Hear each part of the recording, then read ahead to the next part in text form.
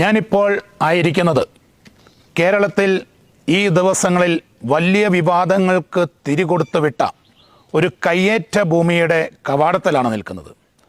കേരളത്തിലെ ക്രൈസ്തവ സമൂഹത്തെയും ക്രൈസ്തവ വിശ്വാസ സമൂഹത്തെ പോലും വേദനിപ്പിച്ച്, സർക്കാരിനെ പോലും വേദനിപ്പിച്ച്, പൊതുജനങ്ങളുടെ മുമ്പിൽ വലിയ കുറ്റവാളിയായി നിൽക്കുന്ന ഭീകര കയ്യേറ്റക്കാരൻ സജിത്ത് ജോസഫ് എന്ന ചങ്ങനാശ്ശേരിക്കാരൻ ഒരു സുവിശേഷ പ്രസംഗകൻ്റെ പ്രോപ്പർട്ടിയിലാണ് ഞാനിവിടെ നിൽക്കുന്നത്. എന്തുകൊണ്ട് സജിത്ത് കയ്യേറി? സജിത്തിന് എങ്ങനെ ഇത്രയും വലിയ പ്രോപ്പർട്ടി കയ്യേറാൻ വേണ്ടി സാധിച്ചു? എൻ്റെ മുന്നിലേക്ക് വന്ന 3 ചോദ്യങ്ങളിൽ രണ്ടാമത്തത്, സജിത്തിന് ഈ കയ്യേറിയ ഈ പ്രോപ്പർട്ടിയിൽ 2 ഏക്കർ 52 സെൻറ്റോളം വരുന്ന ഈ ഭൂമിയിൽ ഇതുപോലെ വലിയ കെട്ടിടങ്ങൾ പണിയാൻ ആരാണ് പെർമിഷൻ കൊടുത്തത്? മൂന്നാമത്തെ ചോദ്യം, ഈ കയ്യേറ്റ ഭൂമിയിൽ മലയോട് ചേർന്ന്, ഫോറസ്റ്റിനോട് ചേർന്ന് എങ്ങനെയാണ് ഒരു കുരിശ് സ്ഥാപിക്കാൻ ധൈര്യം കിട്ടിയത്? സജിത്ത് ഈ കേരള സമൂഹത്തെ, ക്രൈസ്തവ സമൂഹത്തെ ചതിക്കുകയും വഞ്ചിക്കുകയും കുറ്റാരോപിതനായിട്ട് നിർത്തുകയല്ലേ ചെയ്തത്? ഈ ഉത്തരങ്ങൾ തേടിയാണ് ഞാൻ ഈ മണ്ണിൽ വന്നിരിക്കുന്നത്. എനിക്ക് ഇതിൻ്റെ അതിരുകൾ കാണണം. ഇവിടെ 2 സൈഡ് ഫോറസ്റ്റ് ഉണ്ട് എന്ന്, രേഖകളുണ്ട് എന്നൊക്കെയാണ് ചാനലുകളോടെ ഞാൻ മനസ്സിലാക്കിയത്. ഞാൻ അതിരുകളിൽ നിന്ന് നമുക്ക് തുടങ്ങാം. ഇതിൻ്റെ അതിരെന്താണ്? ഫോറസ്റ്റ് ഭൂമി ഉണ്ടോ? ജണ്ടയുണ്ടോ? അതിരുണ്ടോ? അതോ ഇങ്ങനെ വിശാലമായി കിടക്കുന്ന കാടിൻ്റെ നടുവിൽ, റിസർവ് ഫോറസ്റ്റിൻ്റെ നടുവിൽ സജിത്ത് വന്ന് കൂടാരം കെട്ടി താമസിക്കുന്നതാണോ എന്നറിയാൻ ഉള്ള ആഗ്രഹവുമായിട്ട് നമുക്ക് അതിരുകളിലേക്ക് നീങ്ങാം.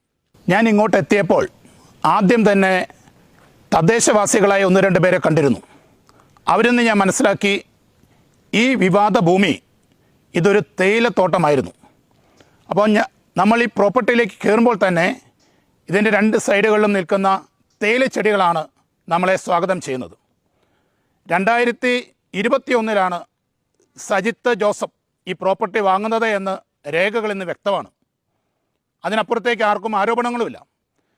അങ്ങനെയാണെങ്കിൽ ഈ നിലവിലുള്ള തേയിലച്ചെടികൾ കയ്യേറി സജിത്ത് അത് സ്ഥാപിച്ചിട്ടുണ്ടാകുക, അല്ലെങ്കിൽ അത് വെച്ച് പിടിപ്പിച്ചിട്ടുണ്ടാകുക 2021 ശേഷമാണ്. പക്ഷെ നമുക്ക് ഈ തേയിലച്ചെടികളുടെ ചുവടുകളിലേക്ക് നോക്കിയാൽ അറിയാം, ചുരുങ്ങിയത് ഒരു 30-40 വർഷത്തെയെങ്കിലും പഴക്കം നമുക്ക് ഈ തേയിലച്ചെടികളിൽ കണ്ടെത്താൻ വേണ്ടി സാധിക്കും. അപ്പോൾ 40 വർഷം മുമ്പ് തൊട്ട് തന്നെ അങ്ങനെയാണെങ്കിൽ ഈ കയ്യേറ്റം ഉണ്ട് എന്നുള്ളത് തെളിവാണ്. ഈ 2.5 ഏക്കർ പ്രോപ്പർട്ടിയുടെ കവാടത്തിലേക്ക് നമ്മൾ കയറി അതിരിലേക്ക് നോക്കുമ്പോൾ തന്നെ നീളത്തിൽ ഈ പ്രോപ്പർട്ടിയുടെ അതിരിനോട് ചേർന്ന് ഒരു അതിര് കയ്യാല നമുക്ക് കാണാം. അതിര് കയ്യാല തീർച്ചയായിട്ടും ഒരു കർഷക കുടുംബത്തിൽ നിന്ന് ജനിച്ചു വളർന്ന കാർഷിക മേഖലയിൽ നിന്ന് വരുന്ന വ്യക്തി എന്ന നിലയ്ക്ക് എനിക്ക് പറയാൻ വേണ്ടി സാധിക്കും, എന്ത് കളിച്ചാലും ഒരു 30 വർഷം, 40 വർഷം, 50 വർഷത്തിന് മേലെയെങ്കിലും അതിന് പഴക്കമുണ്ടാവും. പഴയ കാട്ടുകല്ലുകൾ കൊണ്ട് കെട്ടിയ ഒരു വലിയ നീണ്ട മതിൽ ഇതിന് ചുറ്റുമുണ്ട്. അവിടെ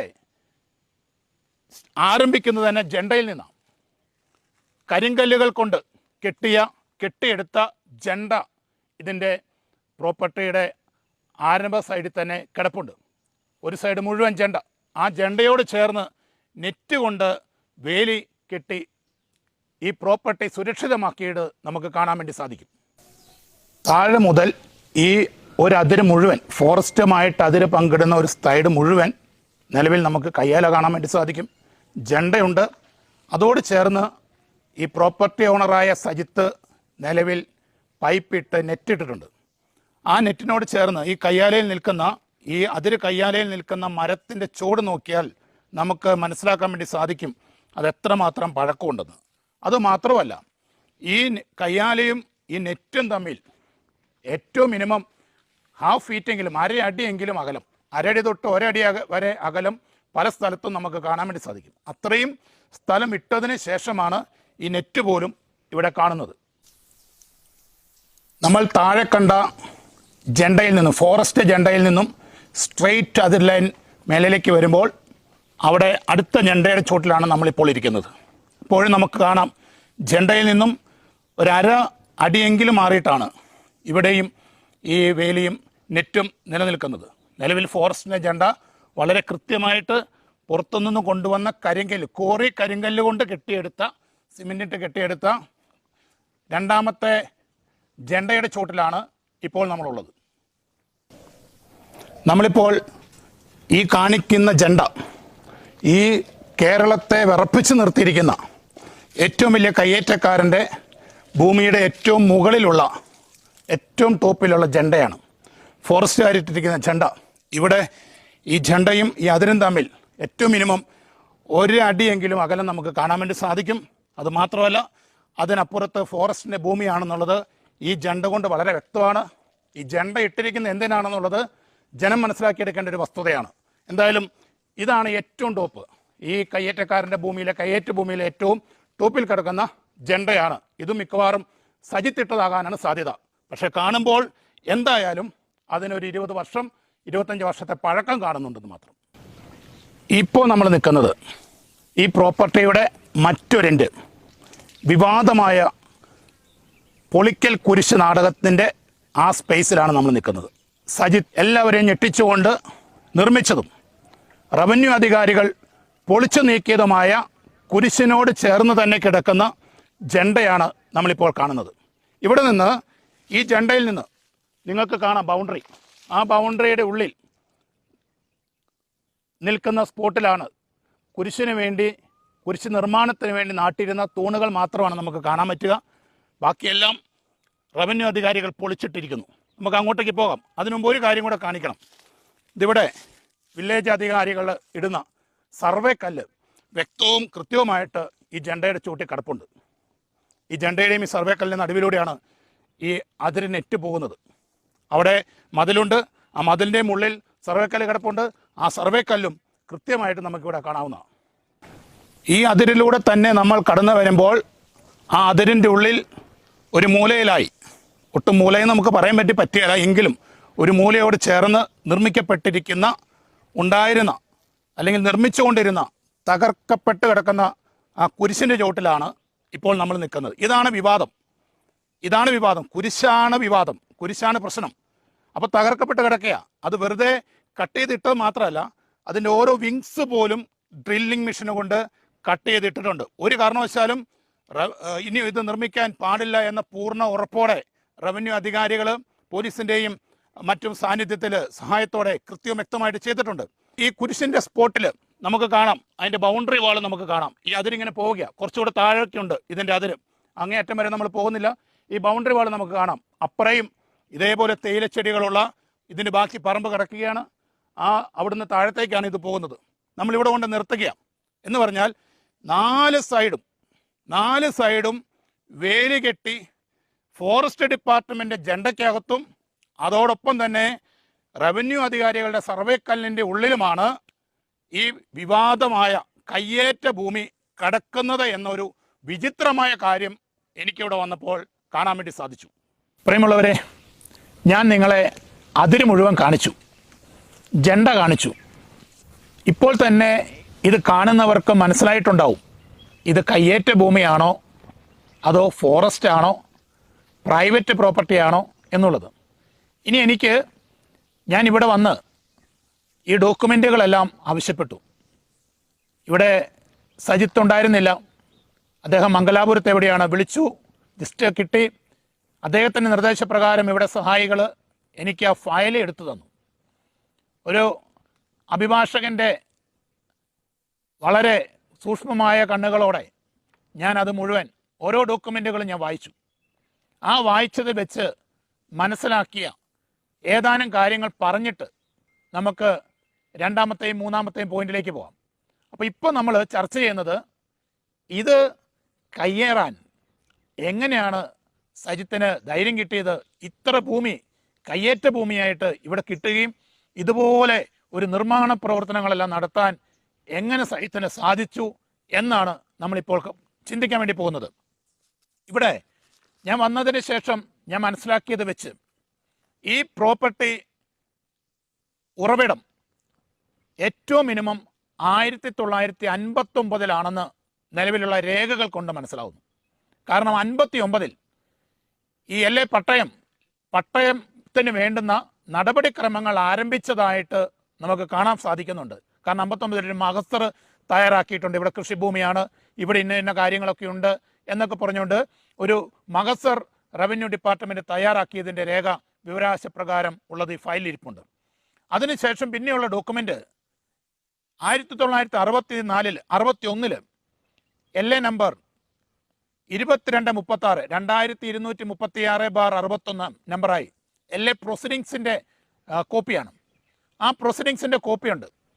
അതോടൊപ്പം ഒരു പട്ടയം കൂടെ അതിനകത്തുണ്ട്. ആ പട്ടയത്തിൻ്റെ നമ്പർ ഈ LA പ്രൊസീഡിങ്സ് 2236/61 പ്രകാരം പട്ടയം കിട്ടിയിരിക്കുന്നത് 968/61 പട്ടയം കിട്ടിയേക്കുക. 968 നമ്പർ പട്ടയമാണ്, പട്ടയത്തിൻ്റെ നമ്പർ അതാണ്. അപ്പോൾ പട്ടയം കിട്ടിയിട്ടുണ്ട്. ഈ പട്ടയം കിട്ടിയേക്കുന്ന ആർക്കാം? വരയാറ്റുകുടി M ശിങ്കാരി ലംബ എന്ന് പറയപ്പെടുന്ന ഒരു വ്യക്തിക്കാണ് കിട്ടിയിരിക്കുന്നത്. M മുഹമ്മദ് കുഞ്ഞ് ശിങ്കാരി ലംബ എന്ന് പറയപ്പെടുന്ന ആൾക്ക് പട്ടയം കിട്ടിയിട്ടുണ്ട്. ആ പട്ടയത്തിൻ്റെ നമ്പർ 968. ഈ ശിങ്കാരി ലംബ അതിനുശേഷം 1991 അത് 3 പേർക്ക് കൈമാറ്റം ചെയ്യുകയാണ്. NG ലോറൻസ്, ജയരാമൻ, രാജ്കുമാർ എന്നിവർക്ക് ഡോക്യുമെൻ്റ് നമ്പർ 313/91 91 നമ്പർ ആധാരപ്രകാരം അത് രജിസ്റ്റർ ചെയ്ത് കൊടുക്കുന്നു. അങ്ങനെ രജിസ്റ്റർ ചെയ്ത് കിട്ടിയവരിൽ 2005 അതിൽ ജയരാമൻ എന്നയാൾ അദ്ദേഹത്തിൻ്റെ അവകാശം NG ലോറൻസിനും രാജ്കുമാറിനും ഒഴിഞ്ഞു കൊടുക്കുന്നുണ്ട്. ഒഴിമുറി ആധാരപ്രകാരം 175/2005 നമ്പർ ഒഴിമുറി ആധാരപ്രകാരം ഒഴിഞ്ഞു കൊടുക്കുന്നുണ്ട്. അങ്ങനെ ഈ ജയരാമൻ്റെ ഒഴിഞ്ഞു കിട്ടിയ അവകാശമടക്കം തങ്ങൾക്ക് സ്വന്തമായിരിക്കുന്ന ഈ ഭൂമി 2007 ഈ NJ ലോറൻസും N രാജ്കുമാറും കൂടി മാത്യു സെബാസ്റ്റ്യൻ തൊട്ട് NM ആരോഗ്യരാജ് വരെയുള്ള 8 പേർക്കായിട്ട് അത് വീണ്ടും വിൽക്കുക. തീറാധാരത്തിൻ്റെ നമ്പർ 3493/2007 3493/2007 നമ്പർ ആധാരപ്രകാരം തീറാധാരമായിട്ട് അത് കൈമാറ്റം ചെയ്യാം. അങ്ങനെ ഈ കൈമാറ്റം ചെയ്ത വ്യക്തികളിൽ നിന്ന് 8 വ്യക്തികളിൽ നിന്നാണ് 2021 സജിത്ത് ജോസഫ് എന്ന് പറയപ്പെടുന്ന ഈ ആരോപിതനായി നിൽക്കുന്ന കയ്യേറ്റക്കാരനെന്ന് ചിത്രീകരിക്കപ്പെട്ടിരിക്കുന്ന ഈ സജിത്തിലേക്ക് ഡോക്യുമെന്റ് നമ്പർ 140/2021 ഈ പ്രോപ്പർട്ടി വന്നു ചേരുന്നത്. ഇതാണ് ഈ വസ്തുവിനെ സംബന്ധിച്ച് നിലവിൽ ഞാൻ ഇരിക്കുന്ന ഈ പറയുന്ന കയ്യേറ്റക്കാരൻ നിർമ്മിച്ചു വെച്ചിരിക്കുന്ന ഈ സ്ഥാപനങ്ങളൊക്കെ അടങ്ങുന്ന ഈ വിവാദമായ കുരിശെല്ലാം വെച്ചിരിക്കുന്ന വലിയ കുളം, ഒരു ദേശത്തെ മുഴുവൻ തകർക്കാൻ സാധ്യതയുള്ള ആ വലിയ കുളം, കടൽ പോലത്തെ കുളമൊക്കെ ഉണ്ടാക്കി വെച്ചിരിക്കുന്ന ഈ പ്രോപ്പർട്ടി അദ്ദേഹത്തിൻ്റെ കയ്യിലേക്ക് കിട്ടിയ എങ്ങനെയാണെന്നാണ് ഈ ഡോക്യുമെൻറ്റുകൾ നമ്മളോട് പറയുന്നത്. ഇത്രയും ഡോക്യുമെൻ്റ് പ്രകാരമാണ് അദ്ദേഹത്തിന് കിട്ടിയത്. ഈ ഡോക്യുമെൻറ്റുകളെല്ലാം ആധാരം ചെയ്യുന്ന സമയത്ത് നമുക്കറിയാം, നികുതി വേണം, നികുതി രസീതി വേണം, പൊസഷൻ സർട്ടിഫിക്കറ്റ് വേണം, എൻകംബറൻസ് കുടിക്കട്ട സർട്ടിഫിക്കറ്റുകൾ വേണം, സ്കെച്ച് വേണം, മാപ്പ് വേണം. ഇതെല്ലാം അടങ്ങുന്ന രേഖകളിലൂടെ റവന്യൂ ഡിപ്പാർട്ട്മെൻറ്റിൻ്റെ രേഖകൾ രജിസ്ട്രേഷൻ ഡിപ്പാർട്ട്മെൻറ്റ് പരിശോധിച്ച് ആ രജിസ്ട്രേഷൻ ഡിപ്പാർട്ട്മെൻറ്റിൻ്റെ നടപടിക്രമങ്ങളുടെ കൈമാറ്റം ചെയ്ത് വന്നിരിക്കുന്ന സർക്കാർ 61 അനുവദിച്ച 968 നമ്പർ പട്ടയപ്രകാരം കൈവശം വെച്ചിരിക്കുന്ന ഭൂമിയാണിത്. ഇതിനെ കയ്യേറ്റമെന്ന് വിളിക്കണമെങ്കിൽ നമുക്ക് അങ്ങനെ തന്നെ വിളിക്കാം. അല്ലെങ്കിൽ ഇത് കാണുന്നവരും കേൾക്കുന്നവരും ഈ പ്രോപ്പർട്ടിയെ സാധാരണ രീതിയിൽ ഏത് പേരിൽ വിളിക്കുമെന്ന് നമ്മൾ ചിന്തിക്കുക. ഇനി ഞാൻ അതുമായിട്ട് ബന്ധപ്പെട്ട 1-2 ഡോക്യുമെൻറ്റുകൾ മാത്രം ഞാൻ ഇവിടെ വന്ന് പരിശോധിച്ചു. അവരെൻ്റെ കയ്യിൽ ആ ഡോക്യുമെൻറ്റുകളെല്ലാം തന്നതിൻ്റെ അടിസ്ഥാനത്തിൽ പറയാൻ ആഗ്രഹിക്കുക. ഒന്ന്, ഈ 968 നമ്പർ പട്ടയത്തിൻ്റെ കോപ്പിയാണ്. പട്ടയം 968 നമ്പർ പട്ടയം, അതിൻ്റെ കോപ്പിയുണ്ട്. അതോടൊപ്പം തന്നെ അതിനുവേണ്ടി കൊടുത്ത താലൂക്കിൽ നിന്ന് കൊടുത്ത രേഖകൾ, വിവിധ എഴുത്തുകുത്തുകൾ രേഖകളുടെ ഭാഗമുണ്ട്. അന്ന് കോട്ടയം ജില്ലയാണ്, താലൂക്ക് കൊടുത്തിട്ടുണ്ട്, വില്ലേജ് കൊടുത്തിട്ടുണ്ട്, പിരിമേട് വില്ലേജിൽ പെട്ട സ്ഥലം അങ്ങനെ കൊടുത്തിട്ടുണ്ട്. സർവേ നമ്പർ 534, 2 ഏക്കർ 52 സെൻറ്റ് സ്ഥലം, ഇങ്ങനെ കൃത്യമായിട്ട് ഇതിനകത്ത് പറയുന്ന രേഖകളുണ്ട്. 2024-25 സജിത്ത് ജോസഫിൻ്റെ പേരിൽ രസീത് നമ്പർ KL 06-07-03-848/2024 നമ്പറായി നികുതി അടച്ച പീരുമേട് താലൂക്കിൽ പീരുമേട് വില്ലേജിൽ സജിത്ത് ജോസഫ് എന്ന് പറയപ്പെടുന്ന ആള് അദ്ദേഹത്തിൻ്റെ കയ്യേറ്റ ഭൂമിക്ക് നികുതി അടച്ചതിൻ്റെ രസീത് ചെയ്തു. കയ്യേറ്റ ഭൂമിക്ക് നികുതി അടച്ചിട്ടുണ്ട്. എവിടെയാണ്? പീരുമേട് വില്ലേജിൽ. അത് എമൗണ്ട് എത്രയാണെന്നറിയോ? എമൗണ്ട് ഉണ്ട് ഏകദേശം 1214 രൂപയാണ് ഇതിനകത്ത് കാണിക്കുന്നത്. നികുതി അടച്ചേക്കുന്നതിൻ്റെ റസീദിയ. എന്തായാലും കയ്യേറ്റക്കാരൻ നികുതി അടച്ചിട്ടുണ്ട്. മനോഹരമായ ഒരു കാര്യമാണത്. അതോടൊപ്പം തന്നെ പൊസഷൻ സർട്ടിഫിക്കറ്റും ഇവിടെയുണ്ട്. ഈ ഭൂമിക്കാണ് ഈ കഴിഞ്ഞ ദിവസങ്ങളിൽ 4-ാം തീയതി, മാർച്ച് മാസം 4-ാം തീയതി ഈ വിവാദങ്ങൾക്കെല്ലാം കാരണമാകുന്ന നിരോധന ഉത്തരവ് കിട്ടുന്നത്. ഈ 4-ാം തീയതി കിട്ടിയ ഉത്തരവ് എൻ്റെ കയ്യിൽ ഇവർ തന്നത് പ്രകാരം എൻ്റെ കയ്യിലുണ്ട്. അതിനകത്ത് ഞാൻ അതിനെപ്പറ്റി അതൊന്ന് വായിക്കാൻ വേണ്ടി ആഗ്രഹിക്കുക. അതിനകത്ത് ഇങ്ങനെയാണ് പറയുന്നത്, നിങ്ങളൊന്ന് ശ്രദ്ധിച്ച് കേൾക്കണേ. അതിനകത്ത് ഇങ്ങനെ പറയുക: താങ്കളുടെ കൈവശത്തുള്ള തണ്ടപ്പേർ ഇത്ര നമ്പറിൽ സർവേ നമ്പർ 534 ഉൾപ്പെട്ട് വരുന്ന 60.70, അതോടൊപ്പം 010239 സ്ഥലത്തിൻ്റെ ഉടമസ്ഥാവകാശം നിർണ്ണയിക്കുന്നതിനും 1964 പട്ടയ വ്യവസ്ഥകൾ ലംഘിച്ച് അനധികൃത നിർമ്മാണ പ്രവർത്തനം നടന്നിട്ടുണ്ടോ എന്ന് പരിശോധിക്കുന്നതിനുമായി താങ്കളുടെ കൈവശത്തുള്ള പട്ടയം വരെയുള്ള ആധാരങ്ങളുടെ പകർപ്പ്, പുറകോട്ടുള്ളതാണ്, മുന്നോട്ടുള്ളതല്ല, പുറകോട്ടുള്ള ആധാരങ്ങളുടെ പകർപ്പ്, പഞ്ചായത്തിൽ നിന്നുള്ള കെട്ടിട നിർമ്മാണത്തിനായുള്ള അനുമതി പത്രം എന്നിവ പീരുമേട് ഭൂരേഖ തഹസിൽദാർ മുമ്പാകെ 7 ദിവസത്തിനകം ഹാജരാക്കണം എന്ന് പറഞ്ഞ് ഇത് കൊടുത്തിരിക്കുന്നത് വില്ലേജ് ഓഫീസറാണ്. ഒപ്പിട്ടിരിക്കുന്നത് വില്ലേജ് ഓഫീസർ പീരുമേട് 4/3/2025. ഈ 4/3/2025 ഇങ്ങനെ ഒരു നോട്ടീസ് കൊടുത്തിട്ട് തൊട്ട് അന്ന് തന്നെ അതേ village officer Peermade village officer 4/3/2025 കൊടുത്തിരിക്കുന്നു. നിർമ്മാണ പ്രവർത്തനങ്ങൾ പതിവ് ചട്ടങ്ങളുടെ ലംഘനമാണെന്ന് ശ്രദ്ധയിൽപ്പെട്ടിട്ടുണ്ട്. ആയത് കേരള ഭൂസംരക്ഷണ നിയമത്തിൻ്റെ വ്യവസ്ഥകൾ പ്രകാരം കുറ്റകരവും ശിക്ഷാർഹവുമാണ്. അതുകൊണ്ട് നിർമ്മാണ പ്രവർത്തനങ്ങൾ അടിയന്തരമായി നിർത്തിവെക്കാൻ ഉത്തരവാകുന്നു. ആ ഉത്തരവാണ് ഈ കാണുന്നത്. ഒരേ ദിവസം തന്നെ 7 ദിവസത്തെ എക്സ്പ്ലനേഷൻ ചോദിക്കുകയും 7 ദിവസത്തിനകം വിശദീകരണം തരണമെന്ന് ആവശ്യപ്പെടുകയും അതേ ദിവസം തന്നെ അങ്ങനെ ആവശ്യപ്പെട്ട അതേ ഓഫീസർ ഈ നിർമ്മാണ പ്രവർത്തനങ്ങൾ നിർത്തിവെക്കാൻ ഉത്തരവ് കൊടുക്കുകയും ചെയ്യുന്നു. ഇനി അതിലും വിചിത്രമായൊരു കാര്യമുണ്ട്. ഞാനത് ഇവിടെ വന്നു കഴിഞ്ഞപ്പോഴാണ് മനസ്സിലാകുന്നത്. ഞാനിവിടെ വരുന്നത് അല്പം ദേഷ്യത്തോടെയും അരിശത്തോടെയും സജിത്തിനോടുള്ള അതിയായ അമർഷത്തോടെയുമാണ് ഞാനിവിടെ വരുന്നത്. പക്ഷെ ഇവിടെ വന്നു കഴിഞ്ഞപ്പോൾ ഞാൻ ആകെ മാറി. ഞാനിത് കണ്ട അതിപ്രധാനമായൊരു കാര്യം, ഈ 4/3/2025 ഈ നിർമ്മാണ പ്രവർത്തനങ്ങൾ നിർത്തിവെക്കണമെന്ന് ഉത്തരവ് കൊടുക്കുന്നതിനും 11 ദിവസങ്ങൾക്ക് മുമ്പോ, ഏകദേശം 10-11 ദിവസങ്ങൾക്ക് മുമ്പ് മാതൃഭൂമി ചാനൽ ഇത് അനധികൃത കയ്യേറ്റമാണ് എന്ന് പറഞ്ഞുകൊണ്ട് വാർത്താ മാധ്യമങ്ങൾ പുറത്തുവിട്ടു, ന്യൂസ് ചാനലുകൾ പുറത്തുവിട്ടു. ഒരു നോട്ടീസ് പോലും കൊടുക്കുന്നതിന് മുമ്പ് ഇങ്ങനൊരു വാർത്ത മാധ്യമങ്ങളിലൂടെ പുറലോകത്ത് വന്നിട്ടുണ്ടെങ്കിൽ തീർച്ചയായിട്ടും നമുക്കറിയാം ഈ കയ്യേറ്റക്കാരനെ എന്ത് ചെയ്യണമെന്ന ഉദ്ദേശത്തോടെ ആയിരിക്കും ഇവർ ചെയ്തിട്ടുണ്ടാവുക. അതുകൊണ്ട് തന്നെ ഇവിടെ ഇരിക്കുമ്പോൾ ആദ്യമേ എനിക്ക് പറയാനുള്ളത്, ഇതൊരു വലിയ അജണ്ടയുടെ ഭാഗമാണ് എന്നുള്ളത് വ്യക്തമാണ്. ഇതിൻ്റെ പുറകിൽ വലിയൊരു അജണ്ടയുണ്ട്. ഈ അജണ്ടയുടെ ഭാഗമായിട്ടാണ് ഇത് കയ്യേറ്റക്കാരനായിട്ട് ചിത്രീകരിച്ചിരിക്കുന്നത്. ഇതിൻ്റെ ദോഷം എന്താണെന്നറിയോ? ഈ പരുന്തുംപാറ എന്ന് പറയപ്പെടുന്ന സ്ഥലത്ത് ഇപ്പോൾ ലോകം മുഴുവൻ അറിയുന്നത്, മലയാളികളുള്ളത് മുഴുവൻ അറിയുന്നത് ഇവിടെ സജിത്തിന് മാത്രം, ഈ കയ്യേറ്റക്കാരനായ അക്രമിയായ സജിത്തിന് മാത്രമാണ് ഭൂമിയുള്ളത്. വേറെ ആർക്കും ഭൂമിയില്ല. ഞാനിവിടെ വന്നു, ഈ മലയുടെ മുകളിൽ നിന്നുകൊണ്ട് കണ്ടു, കല്യാൺ ഗ്രൂപ്പിന് ഇവിടെ വലിയ റിസോർട്ടുകളുണ്ട്. അതുപോലെ തന്നെ ജോസ്കോ ഗ്രൂപ്പിന് വലിയ റിസോർട്ടുകളുണ്ട്. കേരളത്തിലെ പ്രമുഖ വ്യവസായ ഗ്രൂപ്പുകൾക്കെല്ലാം വലിയ റിസോർട്ടുകളുള്ള വലിയൊരു മേഖലയാണ് ഈ പരുത്തുംപാറ എന്ന് പറയപ്പെടുന്ന. 100 കണക്കിന് റിസോർട്ടുകൾ ഇവിടെ പ്രവർത്തിക്കുന്നു. ആ പ്രവർത്തിക്കുന്ന സ്ഥലത്താണ് ആ സ്പെഷ്യൽ റെസിഡൻസ് എന്ന സ്കീമിൽപ്പെടുത്തിക്കൊണ്ട് സജിത്ത് ജോസഫ് ഈ കെട്ടിട നിർമ്മാണം പഞ്ചായത്തിൽ നിന്ന് അനുമതി വാങ്ങി ആരംഭിച്ചിരിക്കുന്നത് എന്ന് വ്യക്തമാക്കുക.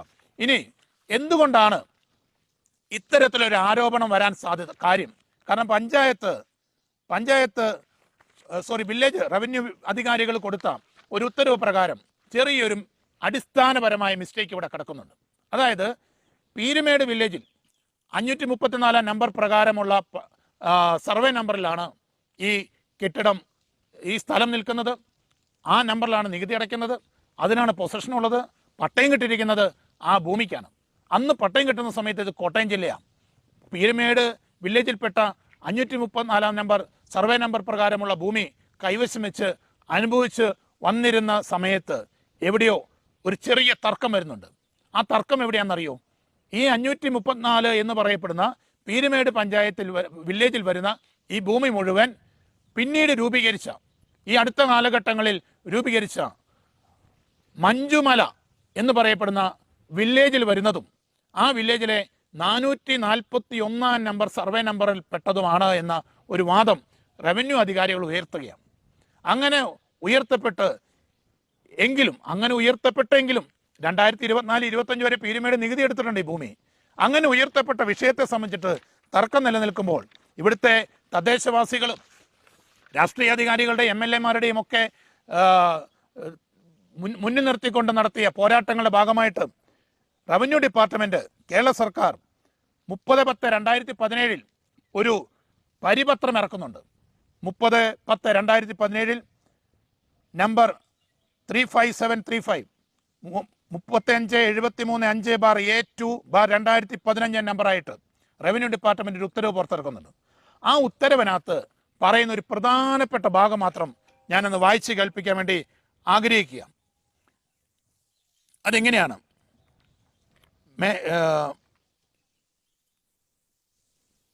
മേൽപ്പറഞ്ഞ അധികാരികൾ പലപ്പോഴും അലക്ഷ്യമായ നടപടികൾ സ്വീകരിക്കുന്നതിനാലാണ് പട്ടയത്തിൽ വസ്തുവിൻ്റെ സർവേ നമ്പർ തെറ്റായി രേഖപ്പെടുത്തുവാൻ ഇടയാകുന്നത്. പട്ടയത്തിൽ സർവേ നമ്പർ തെറ്റായി എഴുതുന്നത് തഹസിൽദാരും ആയത് അംഗീകരിക്കുന്ന ജില്ലാ കളക്ടറുമാണ്. അവർ ചെയ്യുന്ന തെറ്റിൻ്റെ ഫലം പട്ടയദാർ അല്ലെങ്കിൽ പട്ടയം കൈമാറ്റം ചെയ്ത് ലഭിച്ചവർ അനുഭവിക്കണമെന്ന ന്യായം ഉചിതമല്ല. തെറ്റ് ചെയ്തത് ഉദ്യോഗസ്ഥരാണെങ്കിൽ അത് തിരുത്തി നൽകേണ്ട ബാധ്യത പ്രസ്തുത ഉദ്യോഗസ്ഥരെ നിക്ഷിപ്തമാണ്. മേൽ വിവരിച്ച സാഹചര്യത്തിൽ കർശനമായ പരിശോധനകൾ നടത്തിയും കൃത്യമായി ബോധ്യപ്പെടുന്നതിനെയും അടിസ്ഥാനത്തിലും നടപടിക്രമങ്ങൾ കൃത്യമായി പാലിച്ചുകൊണ്ടും തഹസിൽദാർമാർക്ക് പട്ടയത്തിലെ സർവേ നമ്പറിൽ തിരുത്തൽ വരുത്താവുന്നതും അപ്രകാരം തഹസിൽദാർമാർ നടത്തുന്ന തിരുത്തലുകൾ ജില്ലാ കളക്ടർ സൂക്ഷ്മ പരിശോധനയ്ക്ക് വിധേയമായി അംഗീകരിക്കാവുന്നതും അതോടൊപ്പം ഈ നടപടികൾ കൂടുതൽ സുതാര്യവും അഴിമതിരഹിതവുമായിരിക്കുവാൻ പ്രത്യേക ശ്രദ്ധ ചെലുത്തേണ്ടതാണെന്നും എല്ലാ ജില്ലാ കളക്ടർമാർക്കും നിർദ്ദേശം നൽകുന്നു എന്ന് പറഞ്ഞുകൊണ്ട് അന്നത്തെ additional chief secretary PH Kurian sir ഒപ്പിട്ട രേഖയാണ് ഈ കിടക്കുന്നത്. ഈ രേഖ പ്രകാരം ഇന്നുവരെ ഈ പീരുമേട് വില്ലേജിലെ ഈ പറയുന്ന തെറ്റിക്കിടക്കുന്ന സർവേ നമ്പറിൽപ്പെട്ട ഭൂമി അത് മഞ്ജുമല വില്ലേജിലേക്ക് മാറ്റിക്കൊടുക്കാൻ തയ്യാറാകാതെ ഈ പറയുന്ന മാധ്യമങ്ങളുടെ എല്ലാം കൂട്ടിച്ചേർന്ന് നിന്നുകൊണ്ട് ഈ നിയമപ്രകാരം കാശ് കൊടുത്ത് വാങ്ങി രജിസ്റ്റർ ചെയ്ത് പട്ടയപ്രകാരം ഭൂമി സ്വകാര്യ ഭൂമി കൈവശം വെച്ച് വരുന്ന ആളുകളെ ബുദ്ധിമുട്ടിക്കാൻ വേണ്ടി നടത്തുന്ന ഈ നീക്കമാണ് ഇതിൻ്റെ പുറകിലുള്ളത്. അതിൻ്റെ പുറകിൽ വലിയൊരു ലോബിയുണ്ട് എന്നുള്ളൊരു കാര്യം വ്യക്തമാണ്. കഴിഞ്ഞ ദിവസം മാധ്യമങ്ങളിലൊക്കെ കണ്ടതുപോലെ ഈ പറയുന്ന കയ്യേറ്റക്കാരൻ സജിത്തിനെ കത്തോലിക്ക സഭയിൽ നിന്ന് പോലും പുറത്താക്കാൻ പറ്റുന്ന രീതിയിലുള്ള തെളിവുകളല്ലേ നമ്മുടെ കയ്യിലിപ്പോൾ ഉള്ളത്. ഈ തെളിവുകളാണ് ഇതൊന്നും കാണാതെ, ഇതൊന്നും പരിശോധിക്കാതെ ഇവിടുത്തെ മാധ്യമങ്ങൾ അദ്ദേഹത്തിനെതിരെ പ്രചരിപ്പിച്ചുകൊണ്ടിരിക്കുന്നത്. കണ്ണൂരുകാരൻ ആലക്കോട് ജനിച്ച് പെന്തക്കോസ്ത് സഭയിൽ പോയി തിരിച്ച് കത്തോലിക്ക വിശ്വാസത്തിലേക്ക് വന്ന് ലത്തീൻ സഭയിൽ അംഗമായി വിജയപുരം രൂപതയിൽ ഒരു വിശ്വാസിയായിട്ട് ജീവിക്കുന്ന അദ്ദേഹത്തെ കത്തോലിക്ക സഭയിൽ നിന്ന് പോലും പുറത്താക്കണമെന്ന് പറയുന്നത് ഈ ഡോക്യുമെന്റുകളുടെ എല്ലാം അടിസ്ഥാനത്തിലാണ്. അദ്ദേഹത്തെ പുറത്താക്കുക തന്നെ വേണ്ടേ? നിങ്ങൾ ചിന്തിക്കണം.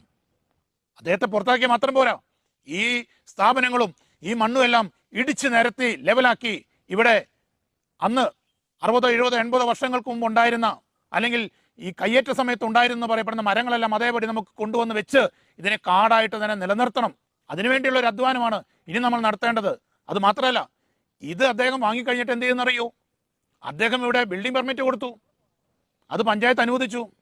അവിടെ ബിൽഡിംഗ് കെട്ടുന്നതിന് വേണ്ടി അദ്ദേഹം KCB കണക്ഷൻ കൊടുത്തു, പെർമിഷൻ അപേക്ഷ കൊടുത്തു. KCB അന്വേഷിച്ചിട്ട് കയ്യേറ്റ ഭൂമി ആയതുകൊണ്ട് അവർ 3 ഫേസ് ലൈൻ തന്നെ കൊടുത്തു. അതാ ഏറ്റവും പ്രത്യേകത. ഇത് കയ്യേറ്റ ഭൂമി ആയതുകൊണ്ട് അവർ സിംഗിൾ ഫേസ് കൊടുത്തില്ല, 3 ഫേസ് അങ്ങ് കൊടുത്തു. എന്തൊരു രസമെന്നറിയോ, എന്തുമാത്രം മനോഹരം. അങ്ങനെ എല്ലാം കൂടി കിട്ടിയ ഈ ഭൂമിയാണ് ഇപ്പോൾ നമ്മൾ കയ്യേറ്റ ഭൂമിയായിട്ട് ചിത്രീകരിക്കുന്നത്. പ്രിയപ്പെട്ട മാധ്യമ സുഹൃത്തുക്കളെ, നിങ്ങളോടെല്ലാം ബഹുമാനമുണ്ട്, നിങ്ങൾ ചെയ്യുന്ന ഒത്തിരി നല്ല കാര്യങ്ങളുണ്ട്. പക്ഷേ ഇത്തരത്തിലുള്ളൊക്കെ വാർത്ത കൊടുക്കുമ്പോൾ അതിനകത്തുള്ള സത്യം എന്താണെന്ന് നിങ്ങളൊന്ന് ചെകേണ്ടേ? ഒന്നുമില്ലെങ്കിൽ നിങ്ങൾ വിവരാവകാശം കൊടുത്ത് ഈ രേഖകളെല്ലാം നിങ്ങൾ എടുത്ത് ആ തെളിവുകളുടെ അടിസ്ഥാനത്തിൽ വേണം ഒരു വീഡിയോ ചെയ്യുവാൻ. അതല്ലെങ്കിൽ ഇവിടെ ഉണ്ടല്ലോ, ഈ ഇതിൻ്റെ ഉടമസ്ഥരുണ്ടല്ലോ, അവരോട് വന്ന് ചോദിച്ച് അവരുടെ കയ്യിൽ നിന്ന് രേഖകൾ മേടിച്ച് അതൊന്ന് പരിശോധിക്കാനെങ്കിലും ഉള്ള ഒരു ചെറിയ ശ്രമമെങ്കിലും പ്രിയമുള്ള മാധ്യമ സുഹൃത്തുക്കളെ നിങ്ങളുടെയൊക്കെ കയ്യിലുണ്ടായിരുന്നുവെങ്കിൽ, നിങ്ങളുടെയൊക്കെ മനോബലങ്ങൾ ഉണ്ടായിരുന്നെങ്കിൽ ഇതുപോലെ ഒരു വ്യക്തിയെ, അദ്ദേഹത്തിൻ്റെ കുടുംബത്തെ, ഭാര്യയും മക്കളെ അടക്കം ഈ പൊതുസമൂഹത്തിൽ വലിച്ചു കീറേണ്ട ഒരു കാര്യമുണ്ടാകുമായിരുന്നോ? ഒരു കാര്യം എനിക്ക് ഉറപ്പാണ്, ഒരേ ഒരു കാര്യം, അത് അദ്ദേഹം ഒരു ക്രിസ്ത്യാനി ആയതുകൊണ്ട് തന്നെ നിങ്ങളുടെ വാക്കുകൾക്ക് തീവ്രത കൂടി എന്നുള്ളത് പറയാതിരിക്കാൻ തരമില്ലാത്തത് കൊണ്ട് ഞാനത് പറയുകയാണ്. നമ്മൾ രണ്ടാമത്തെ പോയിന്റിലേക്ക് വരിക. ആരാണ് ഇതുപോലെ ഒരു ഭൂമിയിൽ ഇത്ര വലിയ നിർമ്മാണങ്ങൾ നടത്താൻ സജിത്തിന് അനുമതി കൊടുത്തത്? നമ്മൾ ആദ്യത്തെ പോയിന്റിൽ കണ്ടു, ഡോക്യുമെൻ്റുകൾ പ്രകാരം അത് കയ്യേറ്റ ഭൂമിയാണോ അതോ പ്രൈവറ്റ് പ്രോപ്പർട്ടിയാണോ, സജിത്തിന് പൂർണ്ണ അധികാരമുള്ള പ്രോപ്പർട്ടിയാണോ എന്നത് നമ്മൾ കണ്ടു കഴിഞ്ഞു.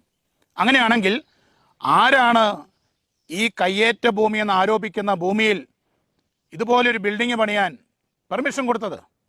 ഞാനിവിടെ വന്നപ്പോൾ കണ്ടു 5 ബിൽഡിങ്ങുകൾ ഏകദേശം 1500-നും 2000 സ്ക്വയർ ഫീറ്റിനും ഇടയിലായി നിർമ്മിക്കപ്പെട്ട ഫയർ സേഫ്റ്റി സെക്യൂരിറ്റി സംവിധാനങ്ങൾ അടക്കമുള്ള ഫയർ എക്സ്റ്റിങ്വിഷർ, ഫയർ സ്റ്റെയർകേസുകളൊക്കെ അടക്കമുള്ള ചെറിയ മനോഹരമായ ബിൽഡിങ്ങുകൾ. അങ്ങനത്തെ 5 ബിൽഡിങ്ങുകളാണ് എൻ്റെ പുറകിൽ നിങ്ങൾ ഈ കാണുന്നത്. ഈ കെട്ടിടങ്ങൾ നിർമ്മിക്കാൻ ആരാണ് സജിത്തിന് അനുമതി കൊടുത്തത്? ഞാനിവിടെ വന്ന രേഖകൾ കണ്ടു. ആ രേഖകൾ പ്രകാരം വണ്ടിപ്പെരിയാർ ഗ്രാമപഞ്ചായത്ത് ഇടുക്കി 24/2/2021 ഉത്തരവ് പ്രകാരം പെർമിറ്റ് നമ്പർ A2BA 49,548/2021 ആയിട്ടാണ് ഈ കെട്ടിട നിർമ്മാണ അനുമതി നൽകിയിരിക്കുന്നത് എന്ന് കാണാൻ വേണ്ടി സാധിക്കും. അതുകൊണ്ട് തന്നെ ഈ കെട്ടിട നിർമ്മാണം അനധികൃതമാണോ അല്ലയോ എന്നുള്ളത് ഇനി തീരുമാനിക്കേണ്ടത് കാഴ്ചക്കാരും ഇത് വ്യക്തമാകുന്നവരുമാണ്. മാധ്യമങ്ങൾക്ക് മനസ്സിലായിട്ടില്ല, സർക്കാരിന് മനസ്സിലായിട്ടുണ്ട്, മാധ്യമങ്ങൾക്ക് മനസ്സിലായിട്ടില്ല, വിമർശകർക്ക് മനസ്സിലായിട്ടില്ല, കയ്യേറ്റം ആരോപിക്കുന്നവർക്ക് മനസ്സിലായിട്ടില്ല. എന്തായാലും ഇനി ഇത് കയ്യേറ്റ ഭൂമിയിലാണ് ഇത് കൊടുത്തിരിക്കുന്നതെങ്കിൽ തീർച്ചയായിട്ടും ഇതിന് അനുമതി കൊടുത്ത പഞ്ചായത്ത് സെക്രട്ടറിയും ഓവർസിയറും അവർക്ക് അനുമതി കൊടുക്കാൻ വേണ്ടി ഈ ഡോക്യുമെൻറ്റുകൾ, പൊസഷൻ സർട്ടിഫിക്കറ്റ് കൊടുത്ത വില്ലേജ് ഓഫീസറും നികുതി രസീത് കൊടുത്തയാളും അതോടൊപ്പം പ്ലാനും എസ്റ്റിമേറ്റും പ്ലാനും സ്കെച്ചും ഒക്കെ വരച്ചു കൊടുത്ത റവന്യൂ അധികാരികൾ അടക്കമുള്ളവരെ വിചാരണ ചെയ്ത് പ്രോസിക്യൂട്ട് ചെയ്ത് മേലാൽ ഇത്തരത്തിലുള്ള കയ്യേറ്റങ്ങൾ ഉണ്ടാകാതെ, ഇത്തരത്തിലുള്ള അനധികൃത നിർമ്മിതികൾ ഉണ്ടാകാതിരിക്കാനുള്ള നടപടികൾ സ്വീകരിക്കണമെന്നാണ് എനിക്ക് ഇതിനകത്ത് നിഷ്പക്ഷമായിട്ട് പറയുവാനുള്ളത്. ഇനി ആ കെട്ടിടങ്ങളോട് ചേർന്ന് അതിന് താഴെ മാധ്യമങ്ങളും പ്രത്യേകിച്ചും സോഷ്യൽ മീഡിയകളിൽ, യൂട്യൂബ് വാർത്താ മാധ്യമങ്ങളിലൊക്കെ പ്രചരിപ്പിച്ച ഏറ്റവും വലിയൊരു സംഭവമാണ് സജിത്ത് ആ കുന്നിൻ്റെ മുകളിൽ അവിടെ വലിയ ദുരന്തം വിധിച്ചുകൊണ്ട് ഏതോ മലയുടെ മണ്ടയെല്ലാം തുരന്നെടുത്തുകൊണ്ട് ഒരു വലിയ നീന്തൽക്കുളം, സ്വിമ്മിംഗ് പൂൾ ഉണ്ടാക്കി വെച്ചിരിക്കുന്നു. ഞാൻ അതിൻ്റെ മുമ്പിലാണ് നിൽക്കുന്നത്, ആ സ്വിമ്മിംഗ് പൂളിൻ്റെ മുമ്പിൽ. ഇത് ഞാനും മീഡിയകളിലൂടെ കണ്ടു കഴിഞ്ഞപ്പോൾ ഞെട്ടിപ്പോയി. എനിക്ക് നേരെ മുൻവശത്ത് മലയിൽ, പരുത്തിപ്പാറ മലയുടെ മുകളിൽ നിന്നുകൊണ്ട് ആകാശ ദൃശ്യത്തിലൂടെ എടുക്കുന്ന ചിത്രങ്ങൾ കാണിച്ച് മലയാളികളെ മുഴുവൻ ഞെട്ടിച്ചു കളഞ്ഞു. വലിയ സ്വിമ്മിംഗ് പൂൾ. ഞാനിവിടെ വന്നു, ഇത് കാണുന്നു, ഇവിടെ നിൽക്കുകയാണ്. ഇത് പ്ലാസ്റ്റിക് പടുതാക്കുളം. ഇത് എന്തിനാണെന്നറിയോ?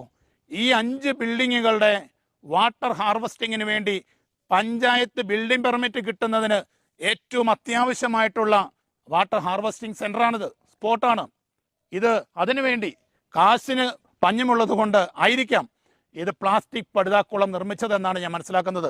അതിനു ചുറ്റും ഇവിടെ വരുന്ന ആരും ഒരു അപകടം ഉണ്ടാകാതെ വീഴാതെ ഇരിക്കുന്നതിന് വേണ്ടി സുരക്ഷിതമായിട്ട് നെറ്റ് ഇതിനകത്തേക്ക് എൻട്രി ഇല്ലാതെ ഫുൾ നെറ്റിട്ട് കവർ ചെയ്ത് വെൽഡ് ചെയ്ത് വെച്ചിരിക്കുക. ഇതിനകത്ത് എങ്ങനെയാണ് നീന്തി കളിക്കാൻ പറ്റുക, ഇതിനകത്ത് എങ്ങനെയാണ് ബീച്ചിന് തുല്യമായ രീതിയിൽ ആസ്വദിക്കാൻ പറ്റുക എന്ന് എനിക്ക് മനസ്സിലാകുന്നില്ല. കാഴ്ചക്കാർ ഇത് കൃത്യമായിട്ട്, ഇനി നിങ്ങൾക്ക് സംശയമുണ്ടെങ്കിൽ ഇവിടം വരെ പോരെ, ഈ പരുത്തിപ്പാറ എന്ന് പറയപ്പെടുന്ന മഹാ ടൂറിസ്റ്റ് സെൻ്ററാണ്, അതിൻ്റെ കൂടെ ഇവിടെ കൂടെ വന്നൊന്ന് വിസിറ്റ് ചെയ്തിട്ട് പോയി ഈ സംശയം തീർക്കുന്നത് നല്ലതായിരിക്കും എന്നുള്ളൊരു കാര്യം എനിക്ക് ഈ കുളവുമായിട്ട് പറയാനുണ്ട്. ഇത് വാട്ടർ ഹാർവെസ്റ്റിംഗ് പോണ്ടാണ്. പഞ്ചായത്തിന് അനുമതിക്ക് വേണ്ടി ഏറ്റവും അത്യാവശ്യമായിട്ട് ഇന്ന് കെട്ടിട നിർമ്മാണത്തോടൊപ്പം ആവശ്യമുള്ള ഒരു സാധനം. അത് മാത്രമാണ് ഇതെന്നുള്ളത് ഇവിടെ വന്നു കഴിയുമ്പോൾ മനസ്സിലാകും. അതുകൊണ്ട് ഈ നിർമ്മാണ പ്രവർത്തനങ്ങൾ മുഴുവൻ ഈ പറയുന്ന കയ്യേറ്റക്കാരൻ സജിത്ത് ചെയ്തിരിക്കുന്നത് പഞ്ചായത്തിൻ്റെ അനുമതിയോടെയാണ്. ആരാണ് കുറ്റക്കാരനെന്ന് നിങ്ങൾ തീരുമാനിക്കുക. ഈ പറയുന്ന സജിത്തിൻ്റെ ഈ ബിൽഡിങ്ങുകളിൽ ഒരു ബിൽഡിങ്ങിൻ്റെ ഒരു ഡോർമെട്രിയാണ്. ആ ഡോർമെട്രിയിലാണ് ഞാൻ നിൽക്കുന്നത്. ഇവിടെ ബോധപൂർവം ഞാൻ വന്ന് നിന്നതാണ്. എന്തിനാണെന്ന് ചോദിച്ചാൽ, ഈ കഴിഞ്ഞ ദിവസത്തെ മാധ്യമ വാർത്തകളും മറ്റും കണ്ടു കഴിഞ്ഞപ്പോൾ സുവിശേഷകരായിട്ടുള്ള ആളുകൾക്ക് പോലും സംശയമുണ്ടായിട്ടുണ്ട്. സജിത്ത് ഒരു സുവിശേഷകന്, സുവിശേഷ പ്രസംഗകന് എങ്ങനെയാണ് ഒരു റിസോർട്ട് തുടങ്ങാൻ പറ്റുക? എങ്ങനെ ഒരു ഹോട്ടൽ നടത്താൻ പറ്റുക? ടൂറിസം പരിപാടികളൊക്കെ നടത്താൻ പറ്റുമോ എന്നൊക്കെ ഒരു സംശയം പലരും പ്രകടിപ്പിച്ചു. എന്നെയും വിളിച്ച് പലരും ചോദിച്ചു, നേരിട്ടും ചോദിച്ചു. ഇവിടെ വന്നപ്പോഴാണ് ഇതിൻ്റെ ലക്ഷ്യം എന്താണ് എന്ന് മനസ്സിലാവുന്നത്. ഈ ഹോള്, ഈ ഡോർമെട്രി കണ്ടു കഴിയുമ്പോൾ നമുക്ക് മനസ്സിലാവും ഇത് റിസോർട്ടാണോ, ഹോട്ടലാണോ, റെസ്റ്റോറൻ്റ് ആണോ, എന്താണെന്നുള്ളത്. ഇവിടെ വന്ന് ഇവിടുത്തെ സൗകര്യങ്ങളൊക്കെ കണ്ടു കഴിഞ്ഞപ്പോൾ കേരളത്തിലെ ഏറ്റവും പ്രകൃതി രമണീയമായ, ഏറ്റവും മനോഹരമായ, ഏറ്റവും ആളുകൾ, ഏറ്റവും അധികം ടൂറിസ്റ്റുകൾ വന്ന് കാണണമെന്ന് ആഗ്രഹിക്കുന്ന ഈ പരുത്തിപ്പാറ എന്ന് പറയപ്പെടുന്ന ഈ മനോഹരമായ ഈ ദേശത്ത് ടൂറിസം മേഖലയിൽ ഇതുപോലെ ഒരു സെൻറ്റർ പണിതുയർത്തിയിട്ടുണ്ടെങ്കിൽ ഞാൻ അതിനെ മനസ്സിലാക്കുന്നത് ഈ സജിത്ത് എന്ന് പറയപ്പെടുന്ന വ്യക്തിയിലൂടെ അദ്ദേഹത്തിന് ലഭിച്ച ബോധ്യങ്ങളുടെ അടിസ്ഥാനത്തിൽ ഇത് ഒരു സ്പിരിച്വൽ ടൂറിസം സെൻ്ററായിട്ടാണോ അദ്ദേഹം ഇതിനെ രൂപവൽക്കരിച്ചിരിക്കുന്നത്, അല്ലെങ്കിൽ ഇതിനെ രൂപപ്പെടുത്തിയിരിക്കുന്നത് എന്നാണ് എനിക്ക് തോന്നുന്നത്. അത്രയും മനോഹരമായ, അത്രയും നീറ്റായ, അത്രയും വൃത്തിയുള്ള രീതിയിലാണ് ഇത് ക്രമീകരിച്ചിരിക്കുന്നത്. കാരണം ഈ 5 ബിൽഡിങ്ങുകളിലുമായിട്ട് ആകെയുള്ള സിംഗിൾ റൂമുകൾ 7 എണ്ണമാണെന്നാണ് ഞാനിവിടെ കണ്ട് എണ്ണിക്കഴിഞ്ഞപ്പോൾ എനിക്ക് പിടികിട്ടിയത്. ബാക്കി മുഴുവൻ ഡോർമെട്രിയാണ്. മൂന്നാമത്തെ പോയിൻ്റാണ്, എങ്ങനെയാണ് ഈ കയ്യേറ്റ ഭൂമിയിൽ, സർക്കാർ ഭൂമിയിൽ, ഫോറസ്റ്റ് ഭൂമിയിൽ ഇങ്ങനെ ഒരു കുരിശ് പണിയാൻ സജിത്തിന് ധൈര്യം വന്നത്? അതെങ്ങനെ അദ്ദേഹത്തിന് പറ്റി? ആരാണ് അനുവാദം കൊടുത്തത്? അത് ചർച്ച ചെയ്യേണ്ട വിഷയമാണ്. കാരണം സാമൂഹിക സമ്പർക്ക മാധ്യമങ്ങളും യൂട്യൂബ് ചാനലുകളും വാർത്താമാധ്യമങ്ങളും മുഴുവൻ ഉയർത്തിക്കാട്ടുന്നത് ഈ കയ്യേറ്റ ഭൂമിയിൽ ഉയർന്ന കുരിശിനെ പറ്റിയിട്ടാണ്. അത് തകർക്കുന്നതായിരുന്നല്ലോ 2 ദിവസം നമ്മുടെ മാധ്യമങ്ങളെല്ലാം താരം. ഈ 2.5 ഏക്കർ ഭൂമി, ഇത് ജണ്ടയ്ക്കുള്ളിലുള്ളതിനെ ഇപ്പോൾ മലയാളത്തിൽ, കേരളത്തിൽ വിളിക്കുന്ന പേര് കയ്യേറ്റ ഭൂമിയാണെന്നാണ് ഇപ്പോൾ നമുക്ക് മനസ്സിലാക്കുന്നത്. നമ്മുടെ എല്ലാ പട്ടയ ഭൂമികളെയും കയ്യേറ്റ ഭൂമികളെന്ന് പുനർനാമകരണം ഇവിടുത്തെ മാധ്യമങ്ങൾ ചെയ്തതായിട്ട് വ്യക്തമാകുന്നുണ്ട്. ഞാൻ മൂന്നാമത് ഉയർത്തിയ വാദം, ഈ കയ്യേറ്റക്കാരൻ സജിത്തിന് ഈ പറമ്പിൽ, ഈ കയ്യേറ്റ ഭൂമിയിൽ ആരാണ് കുരിശ് വെക്കാൻ അധികാരം കൊടുത്തത്? ഈ കാട്ടിക്കയറി കയ്യേറ്റ ഭൂമിയിൽ കുരിശ് വെക്കാൻ ആരാണ് അനുവാദം കൊടുത്തത്? ഡോക്യുമെന്റുകൾ പ്രകാരം ഞാൻ മനസ്സിലാക്കുന്നു, കയ്യേറ്റമാണെങ്കിലും അല്ലെങ്കിലും പട്ടയപ്രകാരം ആധാരം ചെയ്ത് കിട്ടിയ ഒരു ഭൂമി, ആ ഭൂമി സ്വന്തമാക്കി വെച്ചിരിക്കുന്ന ഒരു വ്യക്തിയാണ് സജിത്ത്. കയ്യേറ്റമാണോ അല്ലയോ എന്നുള്ളത് നിയമവും നാട്ടുകാരും മാധ്യമങ്ങളും എല്ലാം കൂടെ തീരുമാനിക്കട്ടെ. ഞാൻ ഈ സ്പോട്ടിൽ ഇപ്പോൾ ഈ തകർക്കപ്പെട്ട കുരിശിൻ്റെ ചുവട്ടിലാണ് നിൽക്കുന്നത്. ഈ കുരിശിൽ നിന്നും, ഈ കുരിശ് കയ്യേറ്റ ഭൂമിയിലാണ്, ഫോറസ്റ്റിലാണ് എന്ന ഒരു വാദം എല്ലാവരും ഉയർത്തുന്നുണ്ട്. ഇതിൻ്റെ സത്യം എന്താണെന്ന് എനിക്ക് മനസ്സിലാകണമായിരുന്നു. ഞാനിവിടെ വന്നു, ഞാൻ തദ്ദേശവാസിയായ ഒരു ചേട്ടൻ്റെ കൂടെ സഹായത്തോടെ ഇത് അളക്കാനൊന്ന് പോവുകയാണ്. അദ്ദേഹത്തിന് ഞാൻ സഹായത്തിന് വിളിക്കുന്നു, കാരണം ഞാനും ക്യാമറമാനും മാത്രമേ ഉള്ളൂ. അപ്പോൾ അതിനകത്ത് ഇനി അത് സഹായത്തിന് ഒരാൾ വേണം. ചേട്ടൻ ആ മൂലയ്ക്ക് പിടിച്ചു.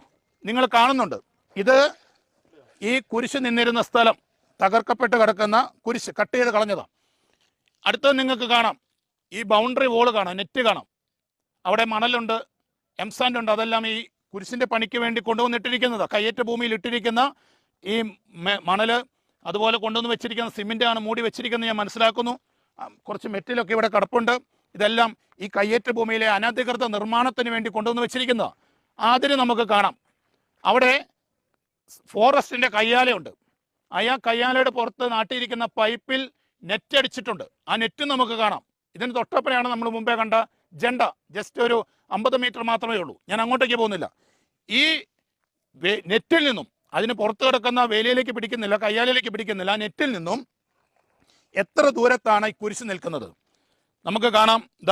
ഇവിടെ 10 അടി, 11 അടി, കുരിശിൻ്റെ മധ്യഭാഗത്ത് 12 അടി. ഈ 12 അടിയോളം ദൂരത്തിലാണ് ഈ വേലിയിൽ നിന്ന് ഈ കുരിശ് നിൽക്കുന്നത്. ഇത്രയും വ്യക്തമായിട്ട് ഈ കുരിശിനെ കാണിക്കാൻ ഞാൻ ശ്രമിച്ചതിൻ്റെ കാരണം, കുരിശ് കൃഷിയാണല്ലോ വിവാദം. അദ്ദേഹത്തിൻ്റെ മെയിൻ പണി സുവിശേഷ പ്രസംഗം എന്ന പേരിൽ കുരിശ് കൃഷിയാണെന്ന് മാധ്യമങ്ങളിലൂടെ കണ്ടതുകൊണ്ടാണ് ഞാൻ അതിനെപ്പറ്റി പറയാൻ വേണ്ടി ആഗ്രഹിക്കുന്നത്. ആ കുരിശാണ്. അങ്ങനെ അദ്ദേഹം ഈ 12 അടിയോളം ഫോറസ്റ്റ് ജണ്ടയിൽ നിന്ന് പോലും അതിര് മാറി അദ്ദേഹത്തിൻ്റെ കയ്യേറ്റ ഭൂമിയിൽ സ്ഥാപിച്ചിരിക്കുന്ന ഈ കുരിശാണ് തകർപ്പിട്ട് കിടക്കുന്നത്. നമുക്ക് കാണാം ചുറ്റും ആ പറമ്പിൽ തന്നെയുള്ള തേയില തോട്ടങ്ങളാണ് നമുക്ക് കാണാം. തകർക്കപ്പെട്ട കുരിശിൻ്റെ ബാക്കി ഭാഗങ്ങൾ നിങ്ങൾക്ക് കാണാം. നിങ്ങളൊന്ന് കാണുക ഇതിൻ്റെ വസ്തുത എന്താണെന്നുള്ളത്.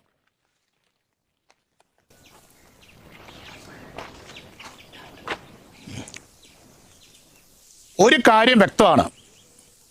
1961 പട്ടയം സ്വന്തമാക്കി 4 പേരിലൂടെ കൈമറിഞ്ഞ് 5ാമത് 2021 ഈ പറയുന്ന സജിത്ത് ജോസഫിൽ വന്നു നിൽക്കുന്ന ഡോക്യുമെൻ്റുകൾ പരിശോധിച്ചാൽ തീർച്ചയായിട്ടും ആർക്കും വ്യക്തമാകുന്ന ഒരു കാര്യം, ഇത് സജിത്ത് ജോസഫിൻ്റെ പ്രോപ്പർട്ടിയാണെന്നാണ്.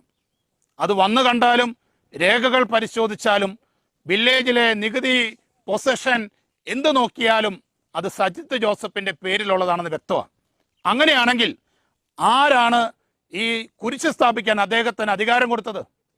നാടൻ ഭാഷയിൽ പറഞ്ഞ ഒരു പുല്ലൻ്റെയും അനുവാദം അവിടെ ഒരു കുരിശ് സ്ഥാപിക്കാൻ വേണ്ട.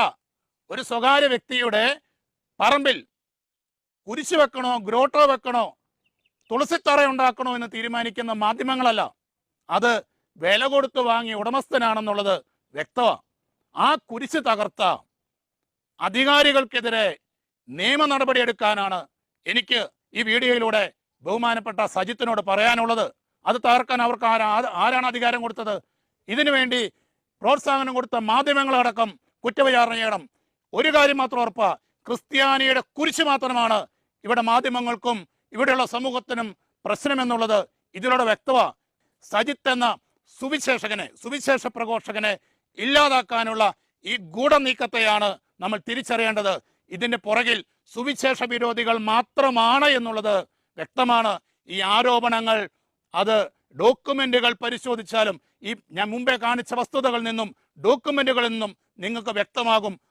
ഞാൻ നിർത്തുകയാണ്. ഒത്തിരി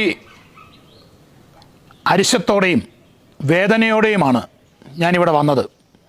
വേറൊന്നും കൊണ്ടുമല്ല. ഞാൻ ആമുഖത്തിൽ പറഞ്ഞു, ഒരു സുവിശേഷകനിൽ നിന്ന് നമുക്കൊരിക്കലും പ്രതീക്ഷിക്കാൻ പറ്റാത്ത കാര്യങ്ങളാണ് ശ്രീ സജിത്ത് ചെയ്തതായിട്ട് വാർത്താ മാധ്യമങ്ങളിൽ നിന്ന് മനസ്സിലാക്കാൻ പറ്റിയത്. അതിൻ്റെ സത്യം അറിയാൻ വേണ്ടി തന്നെയാണ് ഇത്രയും ദൂരം വണ്ടി ഓടിച്ച് ഇവിടെ വന്നത്.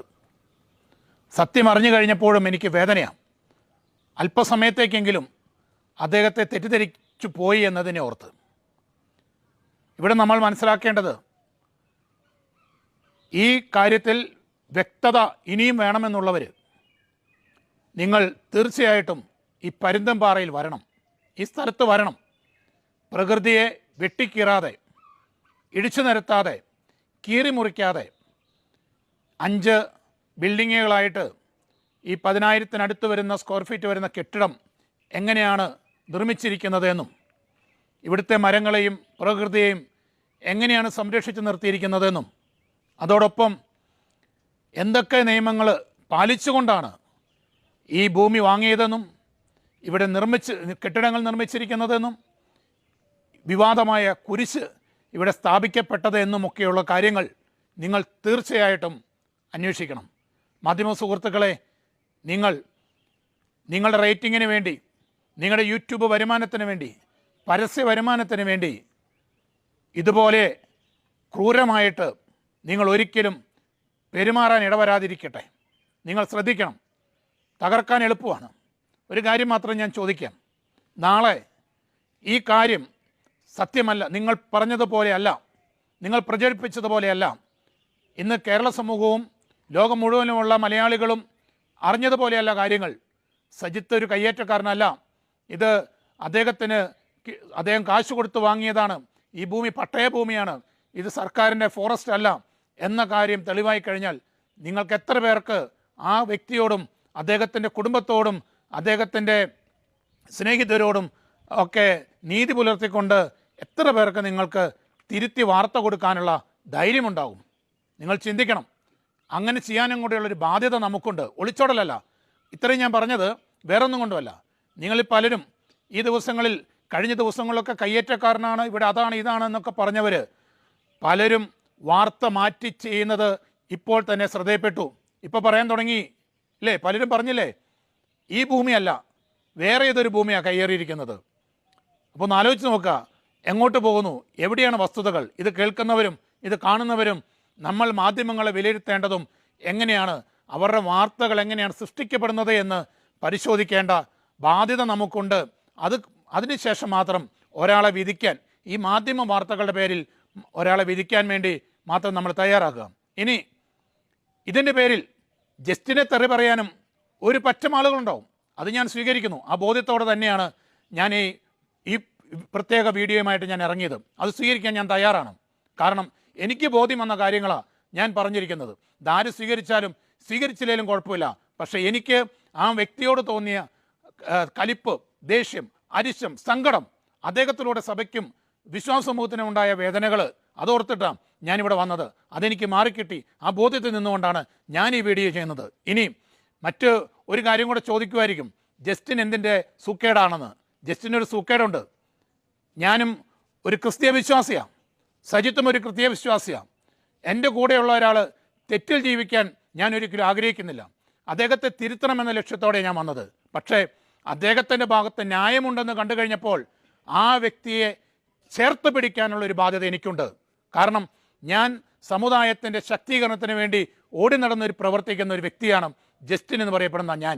അതുകൊണ്ട് തന്നെ ആ സമുദായ സ്നേഹം കൊണ്ട് തന്നെ എൻ്റെ സമുദായത്തിൽപ്പെട്ട ഒരു വ്യക്തി അന്യായമായി പീഡിപ്പിക്കപ്പെടുമ്പോൾ ആ വ്യക്തിയുടെ പക്ഷം ചെയ്യാനുള്ള ബാധ്യത എനിക്കുണ്ട്. അതുകൊണ്ട് തന്നെ ഈ വിഷയത്തിൽ ഞാൻ ഒന്നും കൂടെ ക്ലിയർ ചെയ്യാം. ഇന്നലത്തെ സജിത്തിനെയല്ല, നാളെ വരാൻ പോകുന്ന സജിത്തിനെയല്ല, ഇപ്പോൾ സജിത്ത് എന്ന് പറയപ്പെടുന്ന ആരോപിതനായ കയ്യേറ്റക്കാരനെ ഈ സമയത്ത് ഞാൻ ചേർത്ത് പിടിക്കുന്നു. ഞാൻ അദ്ദേഹത്തിൻ്റെ പക്ഷത്താണ്. കാരണം അദ്ദേഹത്തിൻ്റെ ഭാഗത്താണ് രേഖകൾ കൊണ്ടുള്ള ന്യായമെന്നത് ഇവിടെ വന്ന് ഇതെല്ലാം പരിശോധിച്ച് കണ്ട് ഈ നാട്ടുകാരോടും ഈ ദേശത്ത് താമസിച്ചവരോടും 60, 70, 80 വർഷമായിട്ട് ഇവിടെ താമസിക്കുന്നവരോടും ചോദിച്ചൽ വെച്ചിട്ട് ബോധ്യപ്പെട്ടതിൻ്റെ അടിസ്ഥാനത്തിൽ മാത്രമാണ് ഈ വീഡിയോ ചെയ്യുന്നത്. നിങ്ങൾക്ക് സത്യം മനസ്സിലായെങ്കിൽ ഈ അസത്യത്തെ ഹൃദയത്തിൽ കയറ്റിയവരിലേക്ക് ഈ സത്യം എത്തിച്ചു കൊടുക്കാൻ വേണ്ടി മാക്സിമം ഇത് നിങ്ങൾ ഷെയർ ചെയ്യണം, നിങ്ങളിത് പങ്കുവെക്കണം. എന്നിട്ട് നിങ്ങൾ ആ വ്യക്തികൾക്ക് വേണ്ടി പ്രാർത്ഥിക്കുക, സജിത്തിന് വേണ്ടിയും അതോടൊപ്പം തന്നെ സജിത്തിനെ വേദനിപ്പിച്ചവർക്ക് വേണ്ടിയും ഇല്ലായ്മ ചെയ്യാൻ ശ്രമിച്ചവർക്ക് വേണ്ടിയും ഇതിൻ്റെ പുറകിൽ പ്രവർത്തിക്കുന്ന സുവിശേഷ വിരോധികൾക്ക് വേണ്ടിയിട്ടും ഇതിൻ്റെ പേരിൽ പീഡിതരാകാൻ പോകുന്ന, ഇതിൻ്റെ പേരിൽ കുറ്റാരോപിതരാകാൻ പോകുന്ന എല്ലാ സർക്കാർ ഉദ്യോഗസ്ഥർക്കും വേണ്ടിയിട്ടും നമുക്ക് പ്രാർത്ഥിക്കാം. കാരണം അവരും നമ്മുടെ സഹോദരന്മാരാണ്. അവർ തെറ്റുതിരുത്താനുള്ള മനോധൈര്യം അവർക്ക് ലഭിക്കുന്നതിന് വേണ്ടി നമുക്ക് പ്രാർത്ഥിക്കാം, നമുക്ക് കാത്തിരിക്കാം. ദൈവം നമ്മെ ഓരോരുത്തരെയും അനുഗ്രഹിക്കട്ടെ.